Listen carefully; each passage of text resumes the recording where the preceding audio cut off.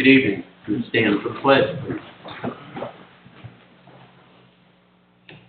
I pledge allegiance to the flag of the United States of America and to the republic for which it stands, one nation, under God, indivisible, with liberty and justice for all. Thank you to the veterans and their family for their sacrifice. We appreciate it.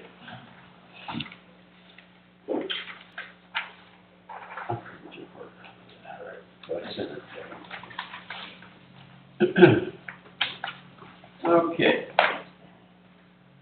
First thing on the agenda are the reports. Everyone on the council was given a copy of basically the account balances, where we stand with everything, and then the actual detailed report behind that, where we stand year to date.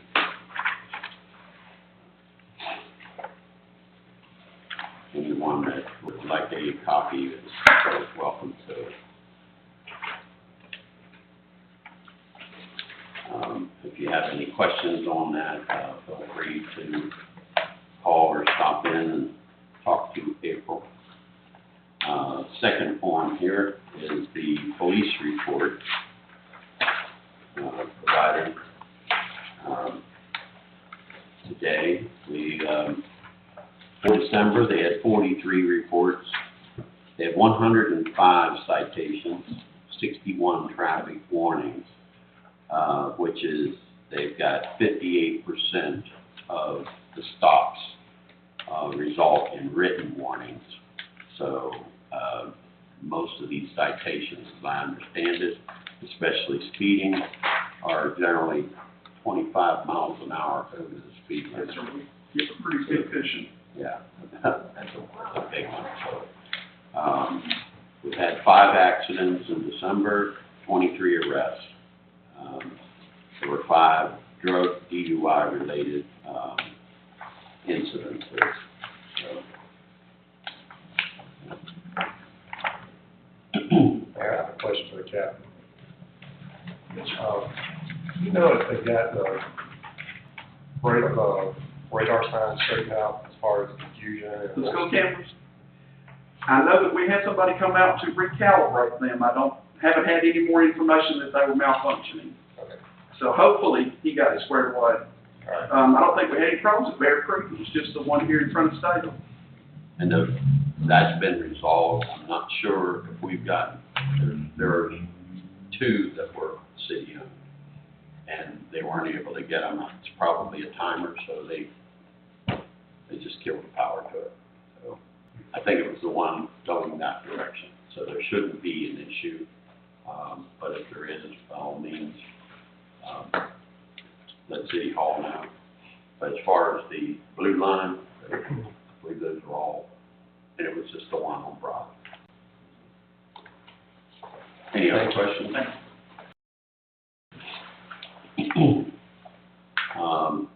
Next is a report published by Jordan McDaniels on Public Works. They had a total of 172 locates, 106 were water, 66 were sewer, just for the month of December alone. Year to date for 2022, they had 2,056 locates that they completed. They continue to pick up leaves and yard debris, and hopefully the public continues to call. We get a work order, because more work orders, more often we'll run that truck, but generally we've tried to run it once a week due to the cost of fuel and the maintenance. We did have an issue with the Woodbury lift station. One of the vacuum pumps, I guess, went out, but it was replaced the next day, and there's 2 in there, so they were still able to maintain. So there are many projects that they're trying to get complete. One of them is the storm drain system down beside Castos, and with the rain, it's made it very difficult to complete. Jordan and I walked around the city today, and we've got an issue in the alley back here. The truck for the dumpster, got too close to the edge and buckled the concrete. So we're gonna have to make a repair there. We're finally gonna get the pad poured back here so we can get the dumpster set on it. That's been ordered. It's usually 2 weeks lead time. So hopefully that'll get resolved. There's 2 potholes on Broad Street near Al Jackson's house that I personally witnessed, and then I understand that Council Venable at Personally witnessed it. wee hours of the morning witnessed it. So we've got that on the to-do, but it has to be dry before the cold patch can really take hold. And there's several out on Dolby Town, I believe, that were reported today by Council Penn. So we are trying to keep up, but again, when you witness something, please let us know so we can respond as quick as possible. But we have to wait till we get a little bit of dry weather before we can do a lot of patching. Mayor, Yes. my question, one of the citizens asked me today, what about our online payments? Have we got that figured out yet, or? No, that is an issue with Harris Software, and the company that's the problem was recommended by Harris Software, and Harris can't figure out what has gone on. So I think there's a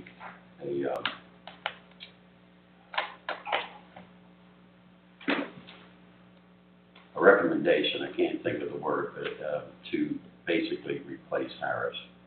I think April said that y'all rebooted the system to take payments over the phone. We can take them over the phone now. We did get terminals changed out that we had problems with. So if they come in here, we can accept cash, check, money order, or we can run it through the system. But the problem was the company was taking that courtesy fee, putting it in our bank account, but not putting it in at the same time as the payments were going in. Then they would take a lump sum of those payments out, and it was making a nightmare for trying to justify the bank account. And so we had Harris come here, and we paid for them to sit here for 2 days, and they couldn't figure it out.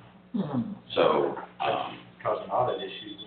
yes, and so it just was easier to shut that down and we can accept it over the phone or in person. So we did kind of plug one hole when the other one opened.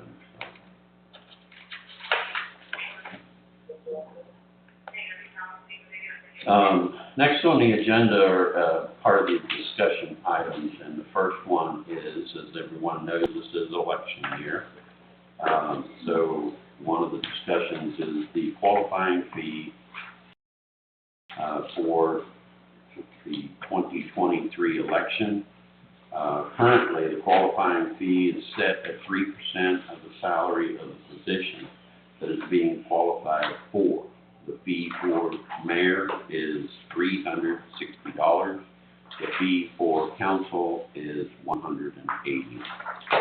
So, cannot decide on it tonight, but is there any discussion on that as far as whether it should be the same or more?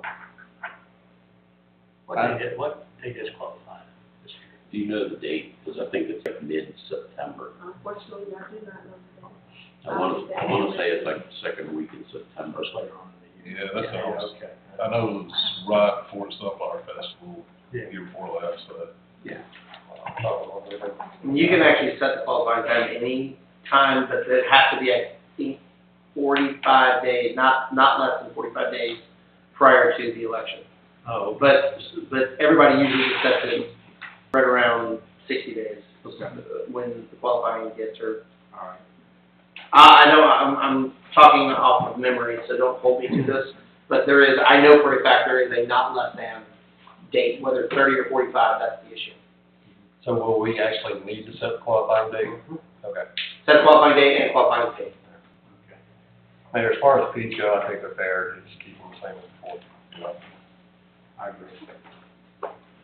So, we'll have to, I guess, think about, I can check into that, I can call the Barron County and verify that, I believe the election is the 8th of November. But I can verify that, and then we can back it up, and I'll have that information for the council meeting on the 17th. 7th of November. You think set it for September? No, 7th of November. 7th of November, okay. So First Tuesday, right? I'll verify, yes.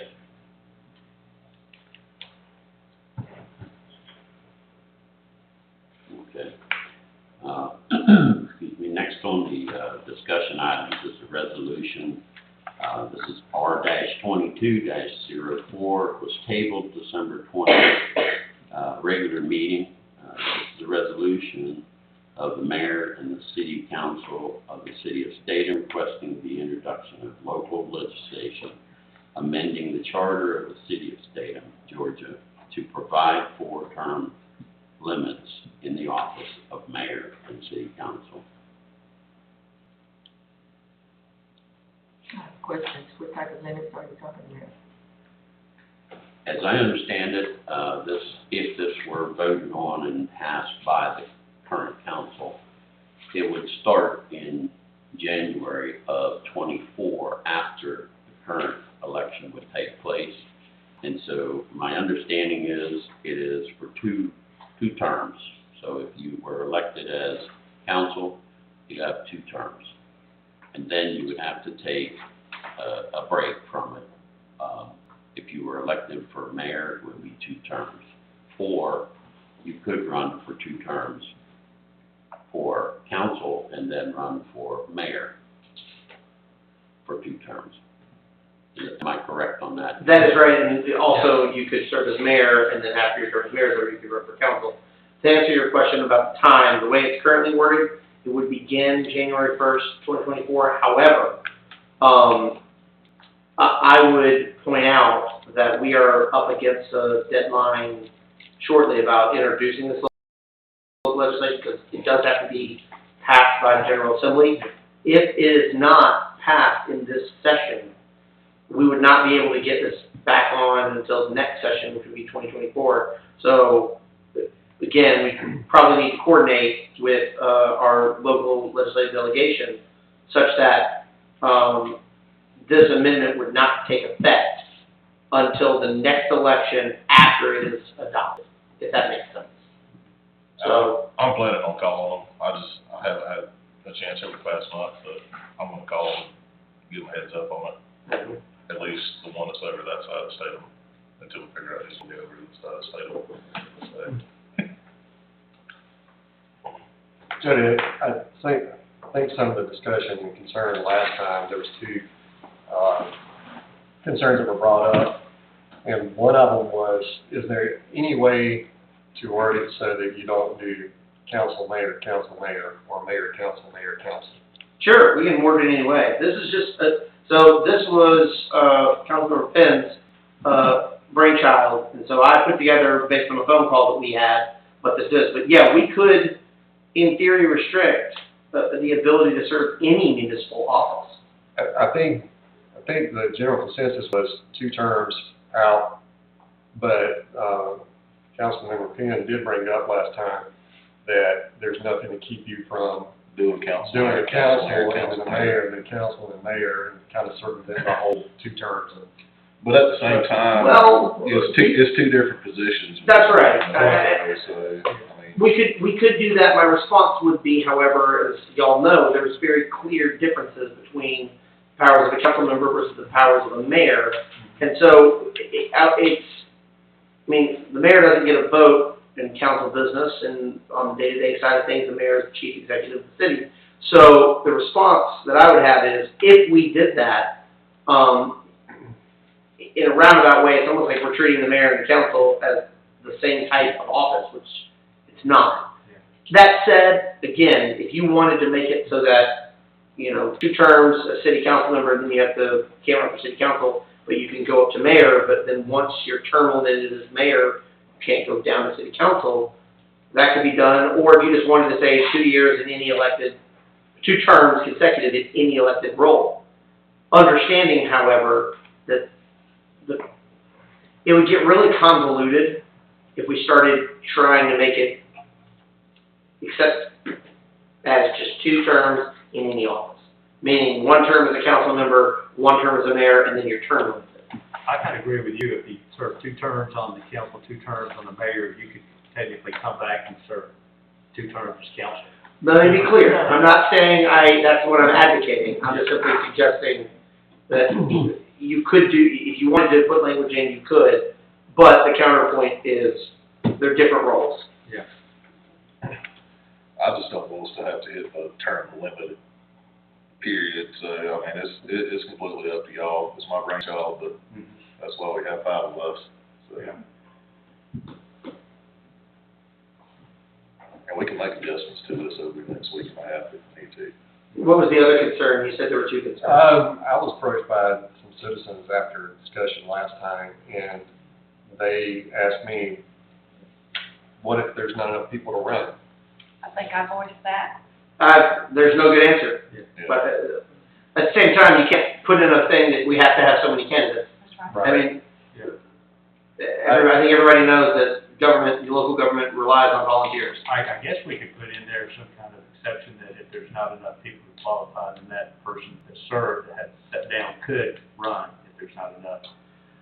I would be a little bit hesitant to do that only because of, You're allowing gaming as a system. well, no, it's not even that. It's more of a practical problem of complying with state law. Yeah. So state law, because we have to set qualifying time, and because we have to set qualifying fees and everything else, if there's no candidate, state law fills in the blank of who can serve.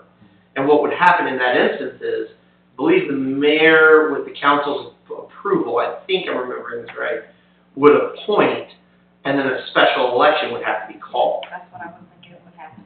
Yeah, so I don't want to create confusion between the charter and state law in that regard.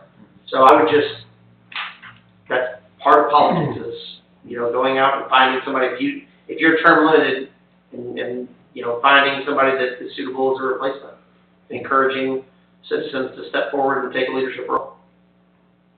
Also, probably a little less of a concern now that the city has grown in population, probably will continue to grow, so. Yeah, I mean, the past 2, like the first one I ran in and this last one, we had, I think, 5 and 5, which 2 of them dropped out this past time, but still had 4 of us, so, I mean, I see that point of it, yes, but I don't think at this point in time that people would want to step up and serve. Do y'all want me to play with the wording to see if there was a way to limit the ability of someone to go council, mayor, council? And then I guess here, the follow-up question, this is where you get into a rabbit hole, if you will. Do you want it to be, and I'll just use the current council because it's an illustrative example. If the mayor serves 2 terms, and then, but has never been on council, does that, y'all want to allow that person to be able to serve as a city council member? Or do you only want to prohibit somebody from serving 2 terms as council, then 2 terms as mayor, and then in an elected role? See what I mean? The difference between those 2? That's kind of up to y'all. I think we're making it really complicated right now. I think the goal is to break up, The monotony. people, and I guess with less people, the ideas of, the same ideas being here for years and years and years, versus having new people take office and maybe there's new ideas, new voices to be heard. So for my take, for me, that's kind of what's about, is to not necessarily restrict people from running, but if you serve 2 terms and you step out, that gives somebody else the opportunity to step in, maybe new ideas are heard and changes are made that, for better or worse, that's open for discussion. But, 2 terms, you're out from whatever office that you serve your 2 terms, and then as it's written now, you can, come back after that and, have a shot at it, so. So you'd like this to be 8 years in an elected role? Simplified. Okay. Yeah. I'll see what I can come up with and start. With no opportunity to ever come back, or? Well, I mean, also, if it's up to me, yeah, that would be mine, but I understand that, not everybody agrees with that. So Clarification. I think the consensus really is that 2 terms out, and then you have the chance to run again after you're out for. I think After 1 year.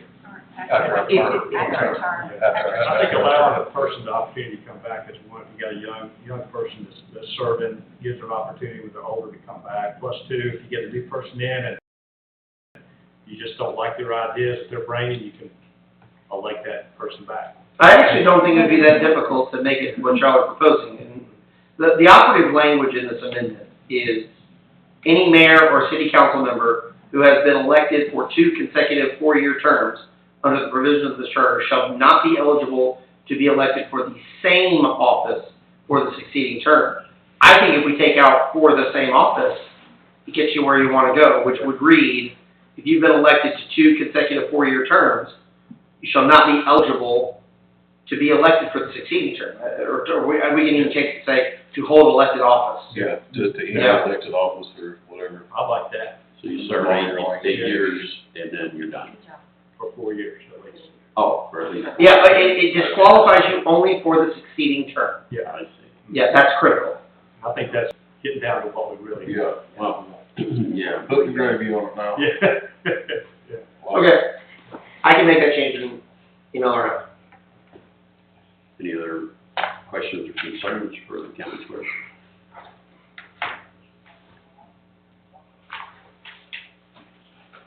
Okay, next on the agenda is item 3, building permit fee schedule. This was tabled November 15, 2022, regular meeting. This is to adopt an updated building permit fee schedule. And it should have been still in your packet. So has anyone had time to make any changes, suggestions? Well, I think last time we were trying to hold off really on that loss, how it was going to impact the citizens and taxes and all that. I think Jody eased my mind when he said that they basically wasn't going to go out and look for any kind of violations, only ones that are being reported. And the city really is, as far as permits and even, like for code violation, it is more driven by the citizens than you really know, because, if somebody all of a sudden gets a crowing hen or a rooster next door, and it wakes somebody up every morning at 2:30, 3 o'clock in the morning, they're going to let somebody know. And at that point, the city's obligated to go and check it based on citizen complaint. So it is pretty much driven by the citizens. And most of them are very, willing to come up here and say, I would like to do this. What do I have to do? Do I need a permit, or what do I need to do? So, but that. Are these the fees that we're going up to, that are in the I yellow? believe the ones in yellow would Those be are the the ones new we're changing. new rate. And what percentage are we raising them? Because I did not go back and try to, look this up. So is there a percentage rate that we're going up on these fees? Do you know what they are now versus what we're going up on? I know some of them we have combined with, the recommendation of how, with Bureau Veritas, and some of them are like, if somebody's gonna put a pool in their backyard with a deck, and they need, a filtration pump, that means there's gonna be electrical, there's gonna be the decking, and there's gonna be the pole. There's like one fee, instead of charging for the decking and then charging for the pole and then the electric, it's just one, and they combined it, into one, and I was trying to find it here real quick, as an example. But we compared, other municipalities in our general, size, and, they would be in line with that. I would be glad to get a copy of what it is now and send it via email so that everybody has it before the voting session. And then you'd still have the opportunity to table if you're not satisfied or vote on it at that time. Okay. I would like that. Thank you. Mhm.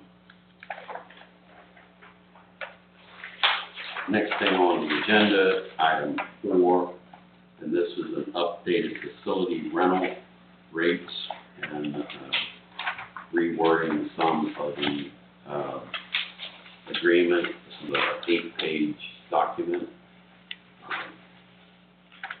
And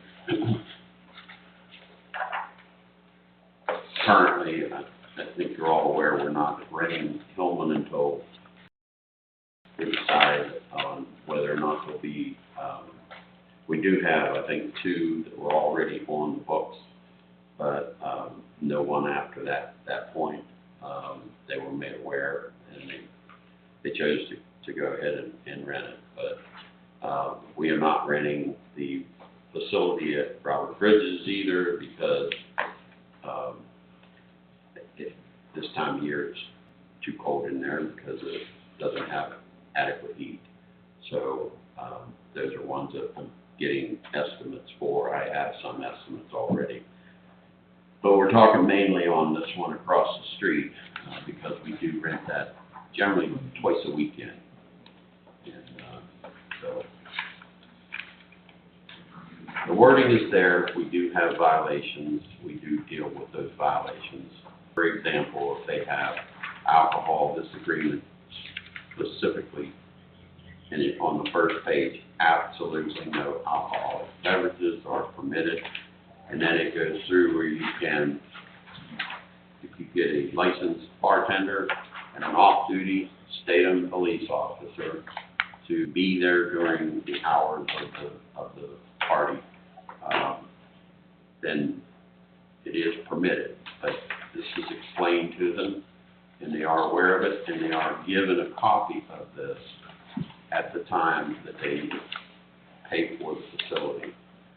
And if they do violate it, they lose their deposit. So any questions on this, open for discussion.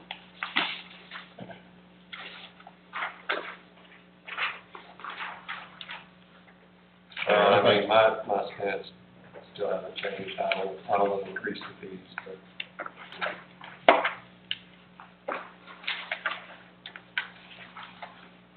I think my thing is on this, and this is my OCD, if we do end up passing this, can we just add initial line to the bottom of every page? Just, that way people can't say that they didn't, when they filled it out, they didn't have that page in the packet and stuff like that. You're looking at me, I didn't draft any of this. Yeah, I think we mentioned that about the second. You're the lawyer though, so I gotta look at you when it comes to stuff like that. I think we mentioned that, having a little box where they check it to acknowledge that they read each, Just provision. initial, well, whether you read it or not, you initialed that page, Yeah. so you're responsible for it, so. And that's Just- if we pass it, so. Just so there's no problem in doing that, I feel like I should legally tell you that's not a requirement. If you sign something, you are assumed to have read every word, you do not have to initial anything. But You practically, get what I'm I get what saying. you're saying, and yes, but I'd be bad lawyer if I told you that that was necessary to be legally enforceable. You get where I'm coming from. I so do, know. I understand. And Mayor, I apologize, I'd like to make a quick point of order. I gave you some incorrect information about municipal qualifying. I looked it up while y'all were busy. What I told you the rule was for special municipal election. For general municipal election, qualifying, the only decision you have to make is the length of time. It has to be either 3, 4, 4, or 5 days, and that period of time has to be Monday, August 21 through Friday, August 25th. The third Monday through Friday of August is always going to be the qualifying period. So and the only decision that has to be made by the governing authority is the length of time. So, apologize, wanted to clarify. So I know typically it's been 4.5 days. But you're saying we can make it 3 days? It could be 3 days, it could be 5 days. Okay. It is, can't start earlier than 8:30 Monday, or the third Monday of August. Can't end later than 4 p.m. the third Friday of August.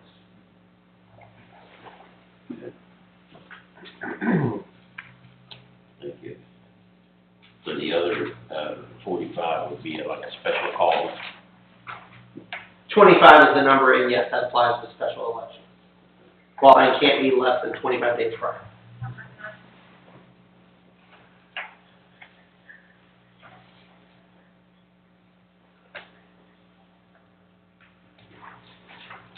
Any other recommendations or discussions on the rental facilities?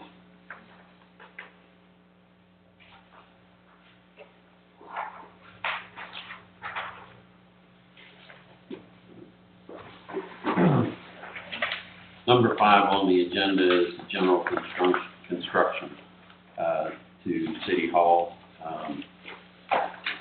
We do have, this one I believe was the least expensive one that is in the packet, but this would also be based on doing City Hall and the roof at,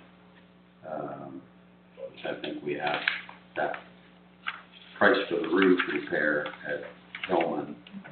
It's not in this packet. I believe it was like 23. You remember the number? I think that's about 23 is what April said, because this company has given us a discount to do both projects. The other bids on that roof was 32 something and 28 something, and his was around 23 if he had both jobs. And we also have a couple more people coming to look at theirs also.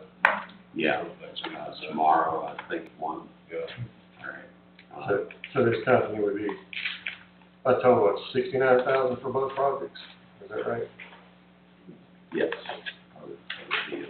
Roughly, something like that. And we probably need to add in a little bit of contingency with it.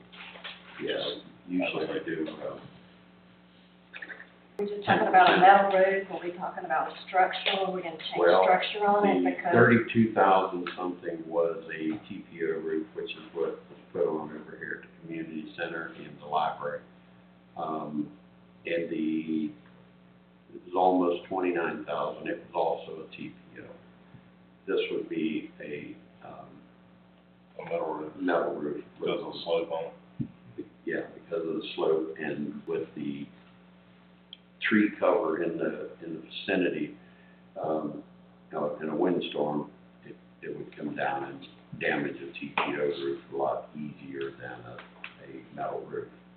So we'll see I think we've got 2 more that we're gonna talk to, and we'll see if they recommend the same thing. And it makes sense to me that a metal roof is going to take more of a beat than a rubber roof. So. Lee said he's got somebody that might be able to come over here and give us a bid I've got, also.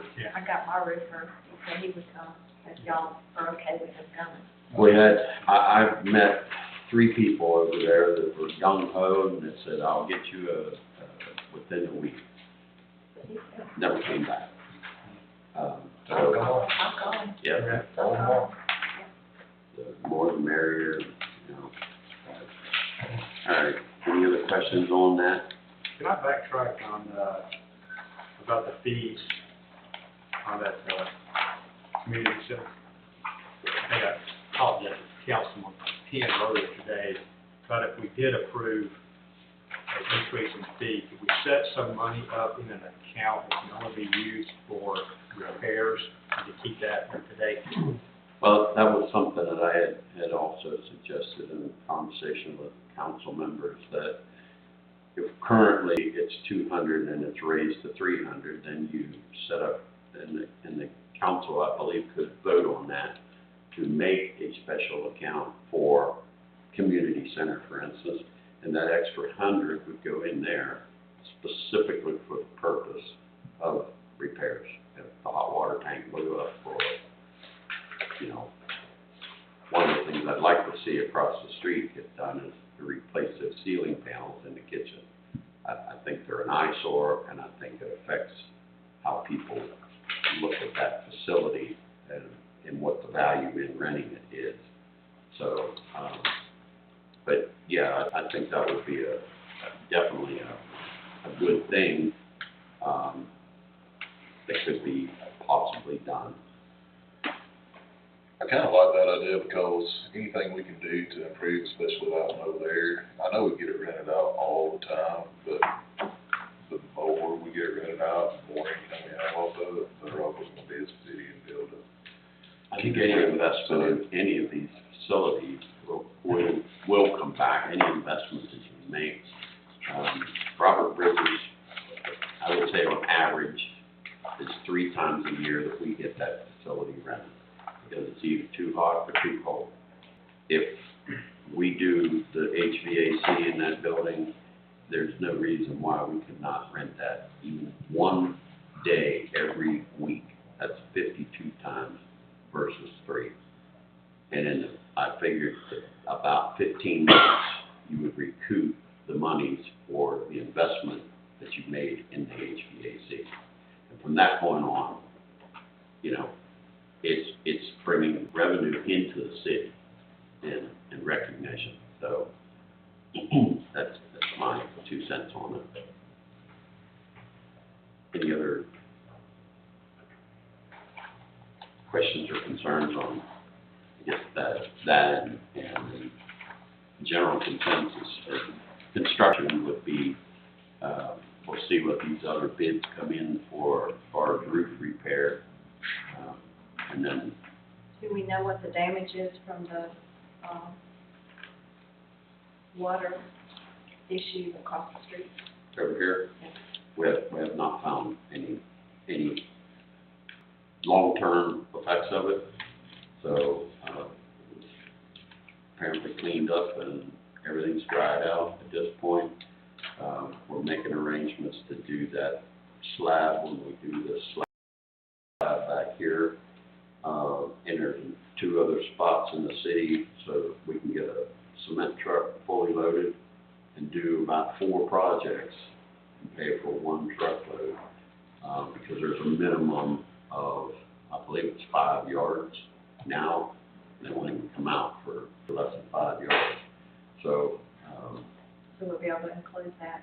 yeah, and then once we get that slab, we'll have to, it'll be disconnected during the week when it's not needed, and then do the slab, and you only really need a day or 2, and they can put it back on that concrete as long as you're not dropping anything on it, it can still cure, and then insulate and build it in. It had some very thin, but no insulation, and it had, I think, late 20, we had to replace that tank.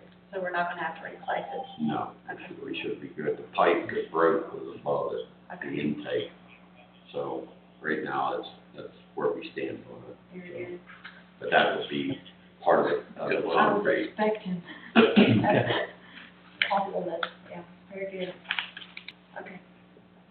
All right, next on the agenda is Winder Lions Club Baseball. They would like to enter into a lease agreement again this year with the city of Statham.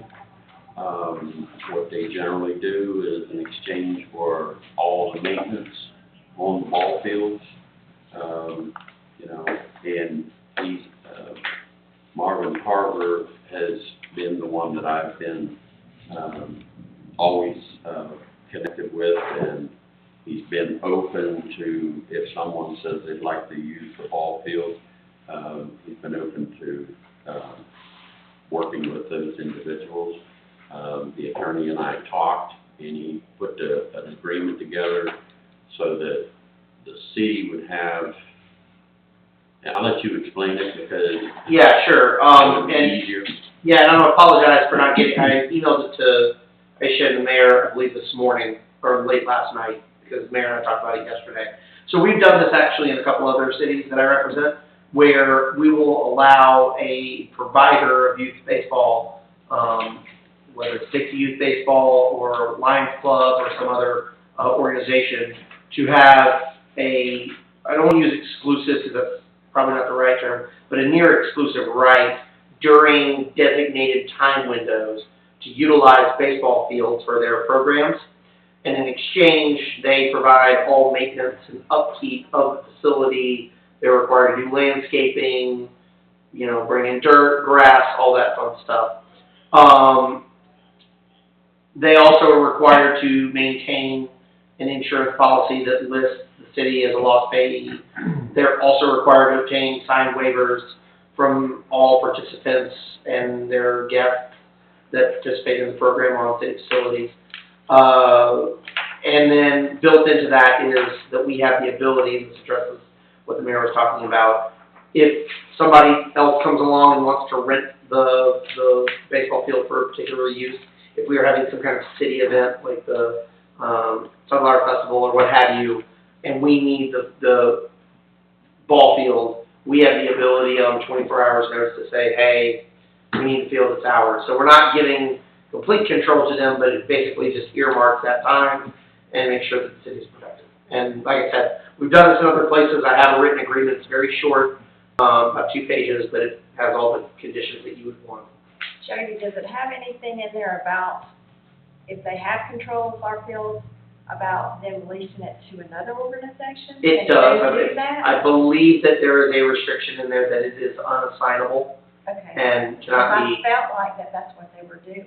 I don't know, I haven't talked to Marvin, but there were travel teams out there using it, not the Well- Lions Club, so.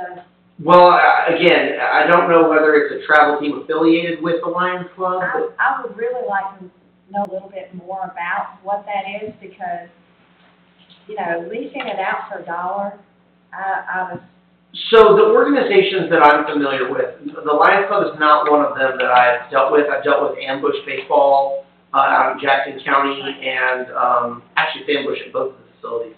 They have different teams, if you will. They have their rec program and then they have their travel team. right. So it may look like they're different organizations, but it's all the same one. Travel Yeah, I team think for the because Lions. of the amount of teams that they were limited to in each park, I think they had worked with Auburn and different other cities to come together, some rec travel teams that still be able to allow them to play other teams other than the same team every game. Well, I just didn't know, because I went over there one day and asked somebody, my kids play softball and stuff, and we were looking to try to find a place for them to practice, and the guy was right rude, and he said, we have a travel team, and I didn't know that, I didn't know if it was affiliated through the Lions Club or what, so I just had a question about that. Yeah. And for $1, you're getting a deal. You're getting a Well, real good deal. For an example, last year, he had an electrician come in, they replaced breaker panels, and they got every single light functioning at, And that would be great for us to see that report, because we don't have any idea what's being done out there. And I like Marvin, he's a nice guy, but, but he's been doing what is in this agreement. okay. But he's I been just had that coordinating, question. and anytime I have somebody comes in here and asks about it or calls, I give Marvin's number to them. And he and I had an agreement, do you mind if I pass this on? And he said, I'll work with whomever. I don't want it to look like we're coming in here and taking everything over. And to my knowledge, as as the counselor stated, to my knowledge, the travel teams are still Really, affiliated. through the line. Because he and I had talked about that, and, I was just concerned. because I think they had that problem down at the Legion, and it got out of hand. So now it's, I guess, just the Little League that plays there. And, but, I'll be happy to. I know work with Dan them. at the county was interested in working with us too, Yeah. so, He says, I'll work with anyone. The way he's got it set up is it's the little guys, and gals over at Bridges up to 7 or 8. Because no lights over there or anything like that. Of course, younger, they're gonna be done when it starts to get dark. And then, the 9 and up play over at Hillman, but they repaired every single light, got them all working. Yeah.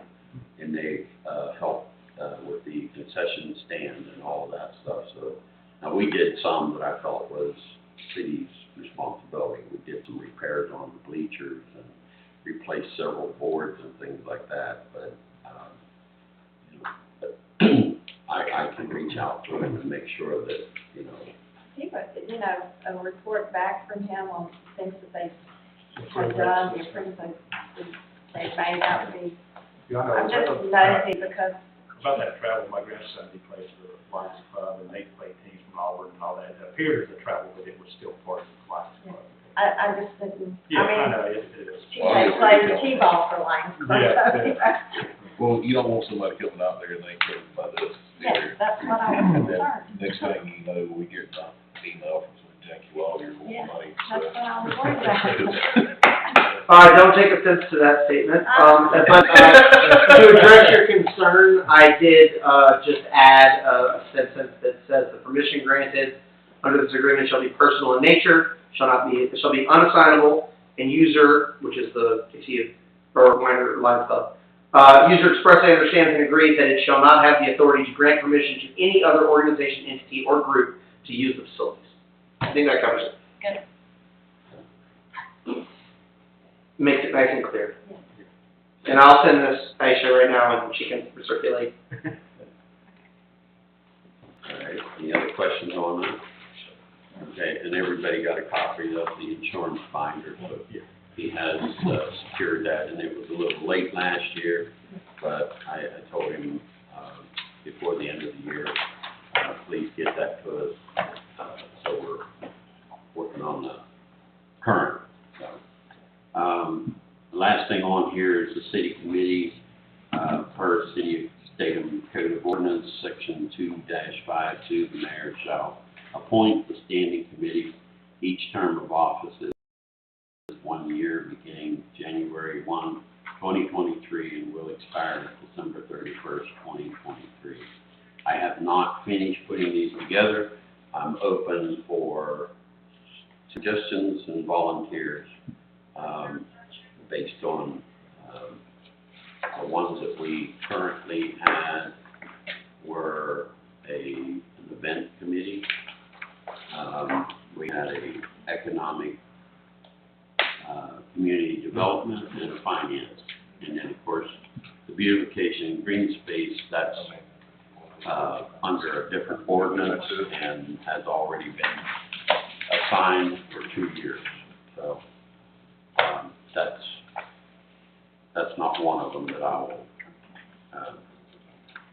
be assigning. So if anyone has any that they'd like to volunteer for or make recommendations, please feel free to reach out to me, and I will try to have that by next meeting, based on input. At this point, it's citizen input. Do we have anyone that has signed up? So,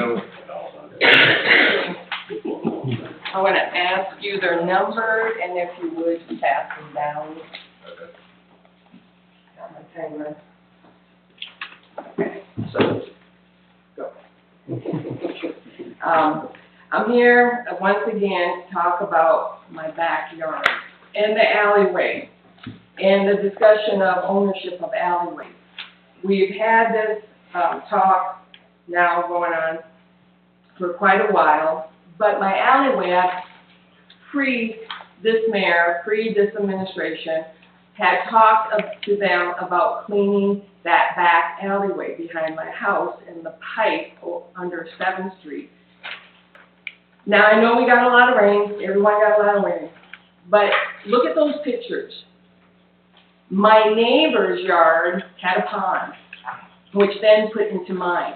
As you'll notice, the first one is the backyard coming from 7th Street, taking the picture. The next one is the alleyway. You see the alleyway, you see the pipe. You're going to see 7th Street, there is 2 drainage flanking the road. Now, when you look at that, you're going to see where the pipe is and how high that water is. Now, I understand there's a lot of water, but if water flows, water flows. You can see that water's not flowing, no matter what. You can see what it did to my neighbor's yard, what it has done to my yard. I have asked and presented June 2nd meeting to ask the city to come by, look at it, clean out that pipe after that horrific rain in June. No one since June, no one in over 4 years that I have lived there has cleaned that pipe, has cleaned that alleyway. You will notice in the picture all the trees that are falling that are blocking the flow of water. This is the issue. It is destroying my backyard. I planted trees, they're dying. I have 2 huge white oaks or water oaks on that alleyway that are dropping branches anywhere from 12 to 20 feet long. Now, those are not mine. I do not own the alleyway. I would like to get this cleared up. I do not own the sidewalks. I would like to get that cleared up. But first of all, and for the sake of my new neighbors, they just moved there. I would like the city to come out and clean that pipe under 7th Street and clean that alleyway. It will take some work. It's a given. But it is just being ignored, which is not acceptable. I am asking this council and the mayor to get the city out there and to do their job. We have the equipment. Let's take care of this. And by the way, go down to 8th Street, you're going to see a mess. Also a pipe issue. I understand rain's going to come. Big rain, little rain. It doesn't matter. I still got water sitting in my yard because it sat there. The ground is saturated. I'm expecting a couple trees pretty soon to die and fall. And I am letting the council know right now, it is your responsibility. You can read that charter, you can interpret that charter whichever way you want. But this is becoming beyond the issue. This is embarrassing. Not for me, but for you all. Because you have workers, you have employees who could come in there, or you can hire a vendor. I am asking you for the very last time to address this issue. My next issue is going to be the agenda about improving City Hall. $45,000 can be improving our revenue, our community center, the 2 parks. I just heard, we can't rent them out because there's no heat, there's no air. $45,000 goes a long way. And by the way, I just heard how much a roof costs. I'd be really leery of that. But then, by the way, I heard several people say, well, I asked this person, I asked that person. I was a procurement agent for over 18 years. As an elected official, you should not be asking people to come in and bid. The process should be transparent. It should be advertised, clear-cut. You don't accept and take an issue that someone gave you a bid a year ago. When you're ready to do a job, you do it the way you should. You advertise it. No one needs to go out to retrieve vendors. It does not look good, folks. So I am asking this council to let's get transparent and let's do our job. Thank you. Thank you. Anyone else? No?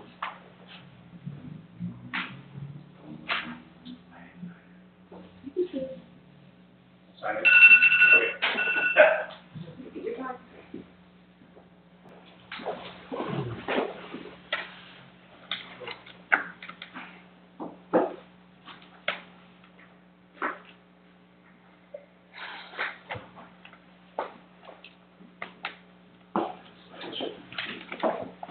Hey, everybody, I've met most of you, my name's Bill Ritter, hey, Hannah. For the last, 4 years, I've been a school board member, Barrow County, been the, chairman for the last 2 years.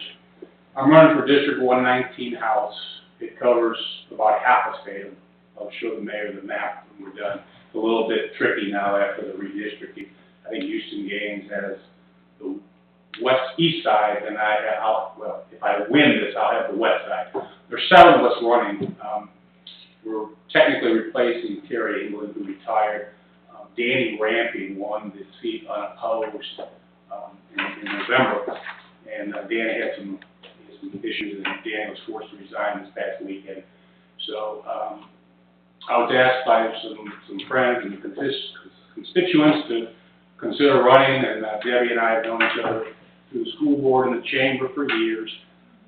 Very involved in the community. Been on the Boys and Girls Club board for 14 years. I've been on the Georgia Club Foundation for 4 years. Been involved in the chamber, past chamber chair. Have a lot of connections in Barry. You can tell on my voice I'm not originally from down here. I talk funny, but I'm passionate about what happens in Barrow, and that's why I decided to branch out and run for the seat. So I'm just here to introduce myself. So people ask me what my agenda is. Okay, what do I want to accomplish if I win the seat? Well, it's not about my agenda. Okay, it's about what happens here, what happens in Barrow County, what happens in the city of Winder. You know, how can we work together? How can we make Barrow County better? It's not about what I want to do, what I want to accomplish. I don't personally have an agenda. I'm not going down to try to reinvent the wheel. I don't have any personal issues that I'm trying to fix. I'm passionate about the schools. Debbie knows. I think we have some antiquated state funding methodology for how the QBE quota runs our state funds. It was done back in the 70s. I'm going to work with my peers on that if I'm elected. We have some security and safety issues in the schools that the state can fund at a higher level.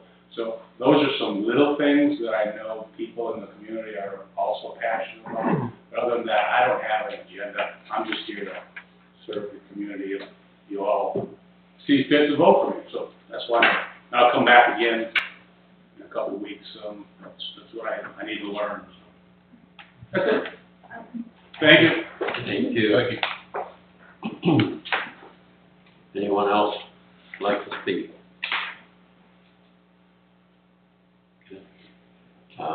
Excuse me. Lastly is minute approval. We have the minutes for December 20th, 2022, our regular meeting minutes. Any corrections, concerns, or input on that? If not, do I have a motion on the table? Motion to approve. Again. All those in favor? It's unanimous. Do I have a motion to adjourn? Motion to adjourn. Second. Okay, all those in favor? Unanimous. Thank you all. That was quick.